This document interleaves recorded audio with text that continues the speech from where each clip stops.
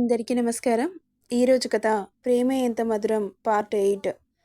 సముద్రం మీద నుండి చల్లటి గాలి ఆమె మోమును తాకగానే అప్పటి వరకు దిగులుగా ఉన్న మనసు కాస్త ప్రశాంతంగా మారింది. రెండు బలమైన చేతులు ఆమె నడుముని చుట్టాయి. ఉలిక్కిపడింది సమీర. నన్ను కాదని నిన్ను టచ్ చేసి ధైర్యం ఎవడికైనా ఉందా? అన్నాడు ఆరవ్.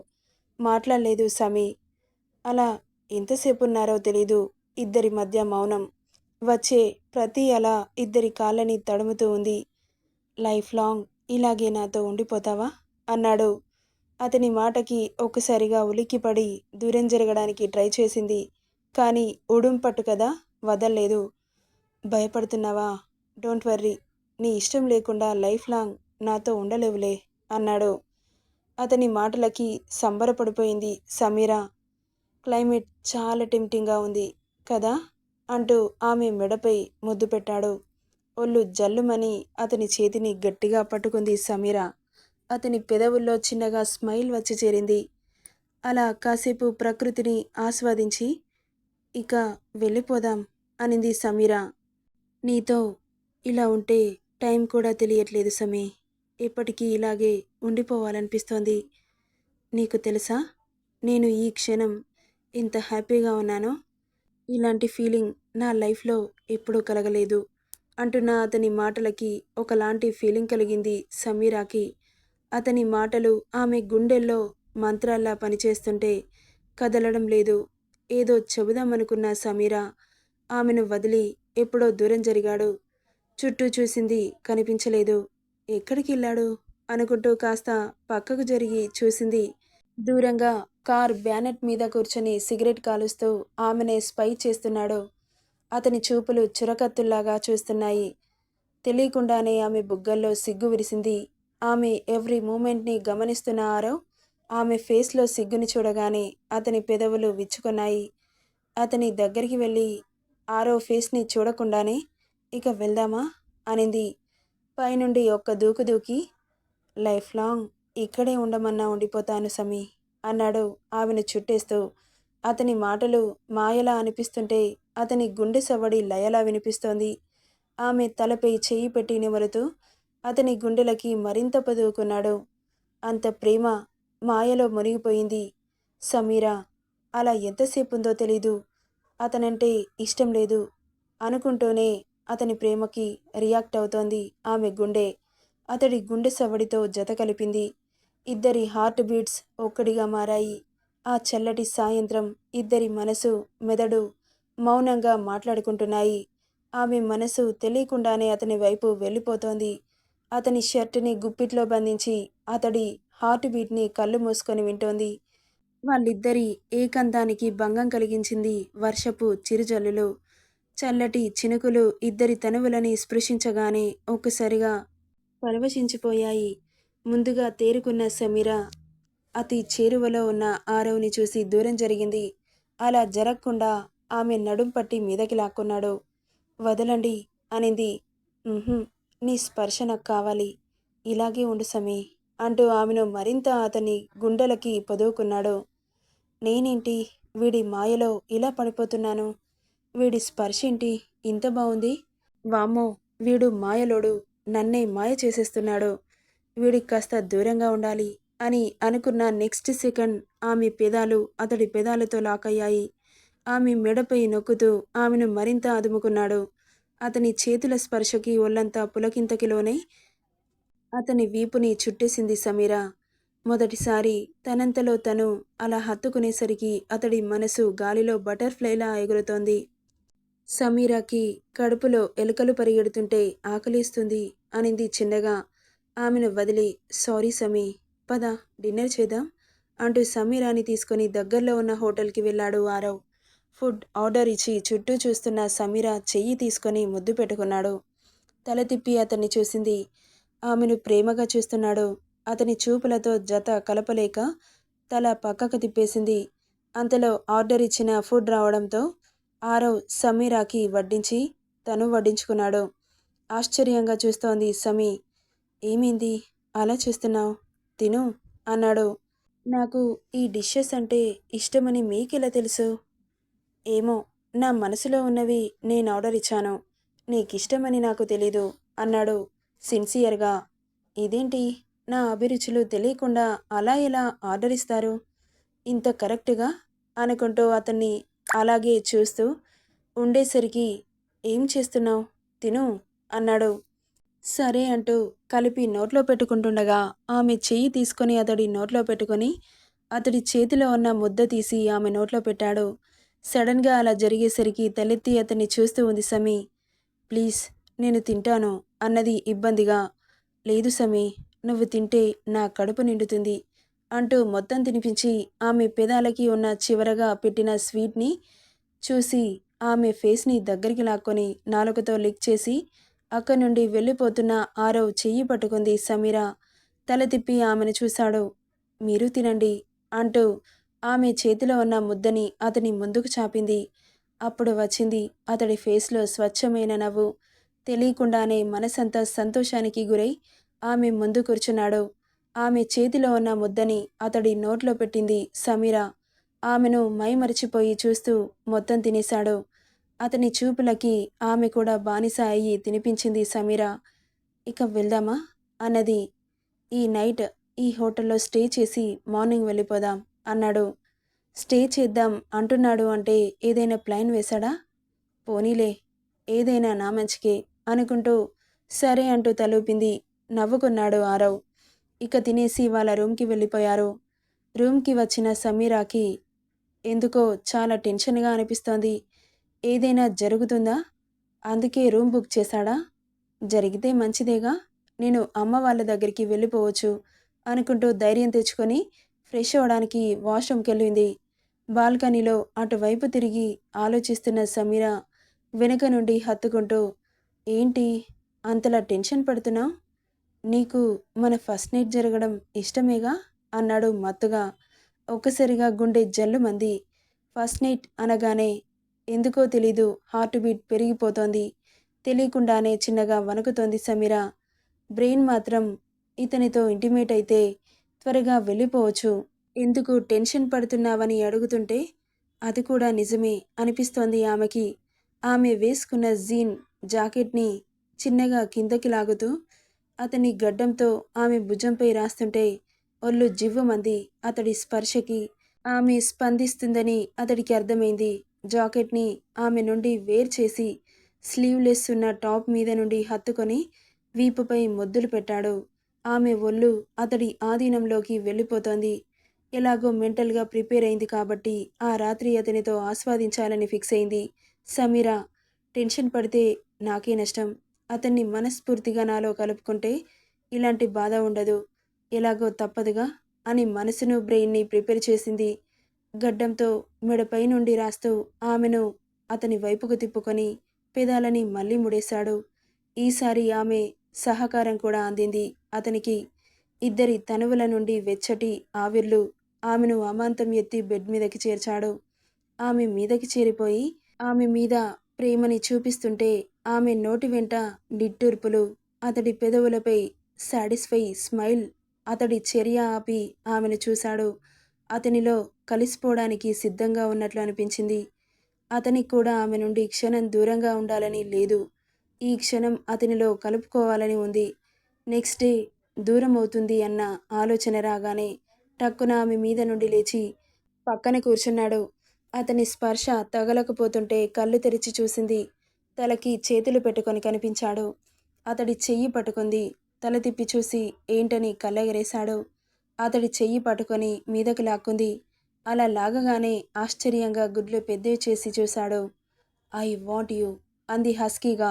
ఆమె మాటలకి చేష్టలకి క్షణం కూడా దూరంగా ఉండలేకపోతున్నాడు.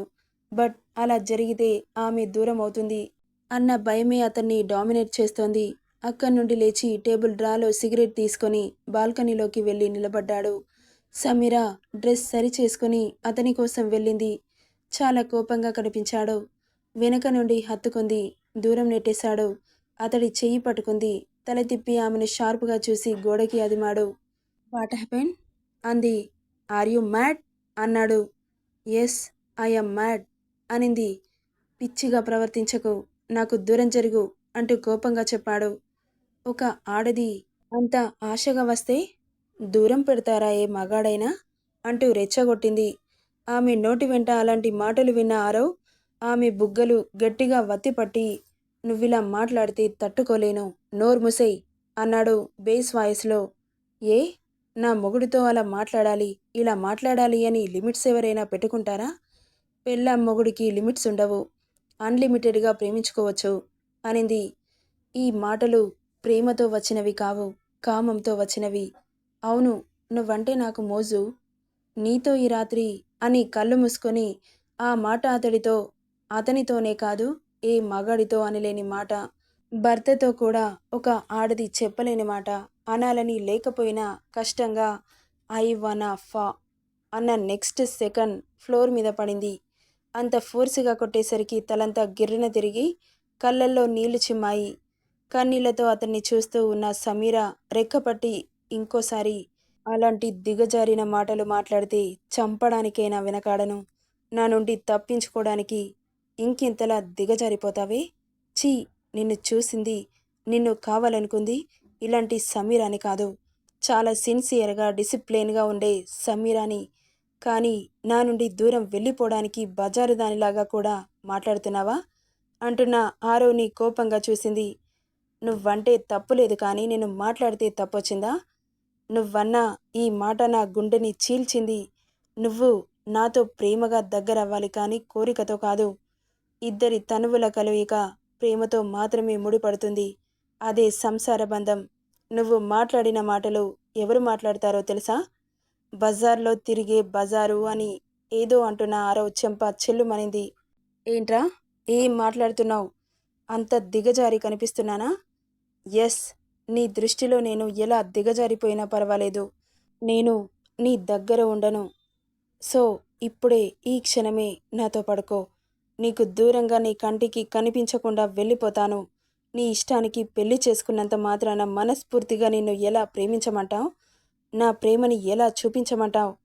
చూడు మిస్టర్ ఆరవ్ నందన్, ప్రేమ అనేది ఇద్దరి మనసులు ఇష్టపడి ఒక్కటయ్యేది, బలవంతంగా కాదు. నువ్వెప్పుడు చెబుతావు కదా, ప్రేమగా చూసుకొని ప్రేమతో సాటిస్ఫై చేయని. నువ్వు చెబితే రాదు, అది నాకు అనిపించాలి. నీ మీద ఉన్న ప్రేమని నేను ఫీల్ అవ్వాలి. అప్పుడే నీ మీద ప్రేమ మనస్ఫూర్తిగా చూపించగలను, మనస్ఫూర్తిగా నా తనువును అర్పించగలను, నీతో జీవితాంతం ఉండగలను. బలవంతంగా నా మీద ప్రేమ చూపించాలి, నన్ను సాటిస్ఫై చేయాలి, నాతో పడుకోవాలి అంటే నేనేమైనా బొమ్మనా లేక రోబోనా? నువ్వు చెప్పేవి ప్రాక్టికల్గా వర్కౌట్ అవ్వవు, గుర్తుపెట్టుకో అని ఆవేశంగా చెప్పి తన మీద తనకే అసహ్యం అనిపిస్తుంటే అక్కడి నుండి రూమ్కి వెళ్ళి డోర్ వేసేసుకుంది. సమీర వెళ్తున్న తనని అలాగే చూస్తూ ఉండిపోయాడు. రూమ్కి వెళ్ళిన సమీర మోకాళ్ళలో తలదూర్చి కన్నీటికి స్వేచ్ఛనిచ్చింది. వీడి కోసం నేను ఎంతలా దిగజారిపోయాను, ఎందుకిలా జరుగుతోంది, నాకే ఎందుకిలా జరుగుతోంది, వాడికి ఏం అన్యాయం చేశాను అని ఆ రోజు రాత్రి నిద్ర కరువైంది. ఇక్కడ ఆరవ్ కౌచ్లో కూర్చొని సిగర్ పీలుస్తూ నైట్ మొత్తం అలాగే కాలుస్తూ ఉండిపోయాడు. ఇద్దరు ఎవరి ఆలోచనలో వారు నిద్రకి కరువయ్యారు. నెక్స్ట్ డే మార్నింగ్ ఒకరికొకరు మాట్లాడుకోలేదు. కార్ని హైదరాబాద్ రోడ్ల మీద పరుగులు పెట్టించాడు ఆరవ్. సమీర కార్ విండోలో తలదూర్చింది. అలా 2 రోజులు ఒకరికొకరు మాట్లాడుకోలేదు. కానీ సమీర అతని అవసరాలు తీరుస్తోంది. ఆరవ్ సమీర పడుకున్నాక అతడి గుండెల మీదకి చేర్చుకొని హాయిగా నిద్రపోతున్నాడు. ఒక డ్రగ్ లాగా అడక్ట్ అయిపోయింది సమీర. ఆమె లేకపోతే ఊపిరి తీసుకోవడం కూడా కష్టమేమో అనిపిస్తోంది. కానీ ఇద్దరి మధ్య భాషలు కరువయ్యాయి. ఇద్దరి స్పర్శ దగ్గరైంది. అలా ఒకరోజు సమీర కడుపులో విపరీతమైన నొప్పి వస్తుంటే ఏదో సెన్సేషన్ అనిపించి వాష్రూమ్కి వెళ్ళింది. చాలా డల్గా పడుకున్న సమీరాని వెనక నుండి హత్తుకొని పడుకున్నాడు ఆరవ్. అతడి స్పర్శ తగలగానే గబుక్కున దూరం జరిగింది. వాట్ హ్యాపెన్ అంటూ కంగారుగా అడిగాడు. ఏం లేదు అంటూ తలూపింది. మరి అంతలా టెన్షన్ పడుతున్నావేంటి? అంటరాని దానిలా అలా దూరం వెళ్ళి నిలబడుతున్నావు అంటున్నా మాట్లాడలేదు.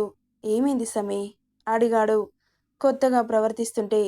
స్టమక్ పెయిన్ అంది టెన్షన్గా చూస్తూ. హాస్పిటల్కి వెళ్దామా అన్నాడు. హాస్పిటల్కి వెళ్ళే ప్రాబ్లం కాదు అనింది చిన్నగా.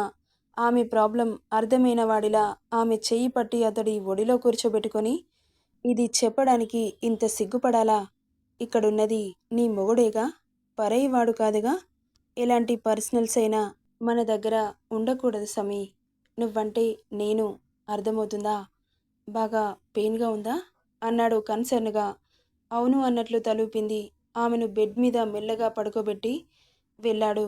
ఎక్కడికి వెళ్తున్నాడో తల తిప్పి అతన్ని చూస్తూ ఉంది. సమీర కాసేపటికి దగ్గరికొచ్చి ఆమె పక్కన కూర్చుంటూ ఆమె డ్రెస్‌ని కాస్త పైకి జరుపుతుంటే ఏం చేస్తున్నాడోనని టెన్షన్‌తో గట్టిగా పట్టుకుంది డ్రెస్‌ని. ఏం చేయను, టెన్షన్ పడకు అంటూ డ్రెస్‌ని కాస్త పైకి జరిపి లోయర్ అబ్డోమిన్‌లో ఐస్ ప్యాక్ పెట్టి మసాజ్ చేశాడు. అప్పటి వరకు చాలా పెయిన్‌గా ఉన్న స్టమక్ కాస్త రిలాక్స్ అనిపించింది. ఇది న్యాచురల్ ప్రాసెస్. నువ్వింత సిగ్గుపడాల్సిన పని లేదు అంటూ ఆమె తల నిమురుతూ నుదుటిపై కిస్ చేశాడు. మొదటిసారిగా చాలా భరోసాగా అనిపించింది సమీరాకి. అలా అతని స్పర్శలో తెలియకుండానే నిద్ర పట్టేసింది. ఆమెను అలా చూస్తూ ఉండిపోయాడు ఆరవ్. ఆమె ప్రతి అణువును అబ్జర్వ్ చేస్తున్నాడు. విల్లులాంటి కనుబొమ్మలు, కలువల్లాంటి కళ్ళు, చిలకలాంటి ముక్కు, ఎర్రటి దొండపండు లాంటి చిట్టి పెదాలు. సో ప్రెట్టి అనుకోకుండా ఉండలేకపోయాడు. అలా రోజులు గడిచిపోతున్నాయి. సమీర ఆరవ్ అవసరాలు తీరుస్తూ ప్రేమగా ఉండడం మొదలుపెట్టింది. ఆ రోజు బోర్డ్ మెంబర్స్తో మీటింగ్ ఉందని త్వరగానే ఆఫీస్కెళ్ళాడు ఆరవ్. రోజు ఆఫీస్కి లేటుగా వెళ్ళే అతను ఆ రోజు ఎర్లీగా వెళ్ళేసరికి సమీర మనసంతా ఎలాగో ఉంది. చాలా డల్గా అనిపిస్తోంది. తెలియకుండానే మొబైల్ని పదే పదే చూసుకుంటోంది. అతని నుండి ఏవైనా కాల్స్ ఆర్ మెసేజెస్ వస్తున్నాయా అని. కానీ ఆమె ఎదురు చూపులు ఫలించలేదు. మధ్యాహ్నం గడిచింది. అతనితో మాట్లాడక 6 అవర్స్ అవుతోంది. అతను తనని పెళ్లి చేసుకున్నప్పటి నుండి మొదటిసారి అన్ని అవర్స్ మాట్లాడకుండా ఉండడం. ఆమెకు తెలియకుండానే అతనికి అలవాటు పడిపోయిందా? ఏమో తెలీదు. అతనితో సావాసం మాత్రం ఆమెలో చాలా మార్పులనే తెచ్చిందని చెప్పాలి. అతన్ని చూస్తేనే చాలు కోపం, అసహ్యం, ద్వేషం చూపించే సమీర ఎందుకో ఇప్పుడు మాత్రం అతను కనబడకపోయేసరికి మనసు విలవిలలాడిపోతోంది. అతనికి ఎంత కాల్ చేయకూడదు అనుకున్నా చేయకుండా ఉండలేకపోయింది.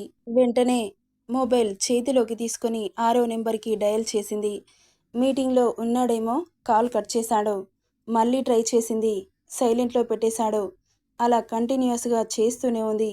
ఆమె కాల్ మీటింగ్లో ఉన్న అతన్ని డిస్టర్బ్ చేసింది. స్విచ్ ఆఫ్ చేసి పడేశాడు. మళ్ళీ ట్రై చేస్తే స్విచ్ ఆఫ్ అని వచ్చింది. మూతి ముడుచుకొని కూర్చుంది సమీర. అయినా నేనేంటి ఇలా బిహేవ్ చేస్తున్నాను? తను కాల్ కట్ చేసినప్పుడు సైలెంట్గా ఊరుకోవాలి కదా. అలా పదే పదే ఎందుకు చేశాను? మీటింగ్ ఉందని చెప్పాడుగా. ఛా అనుకుంటూ ఆ డే మొత్తం మూడీగా గడిపేసింది. అలా రాత్రి గడిచింది. ఆరో మాటలు వినిపిస్తుంటే టక్కున డోర్ ఓపెన్ చేసుకొని చూసింది. కనిపించలేదు.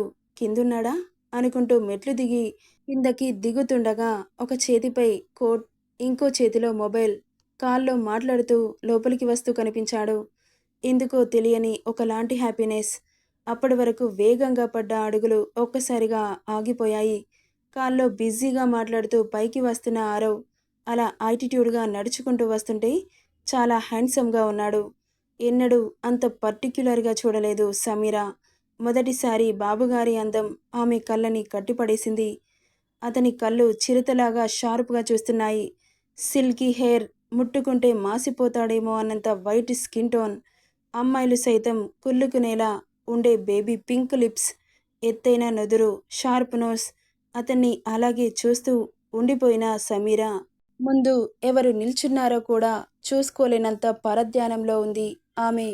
నెక్స్ట్ ఏం జరుగుతుందో నెక్స్ట్ పార్ట్లో చూద్దాం. ఈ స్టోరీ ఎలా ఉందో కామెంట్ చేయండి friends. Thank you for listening.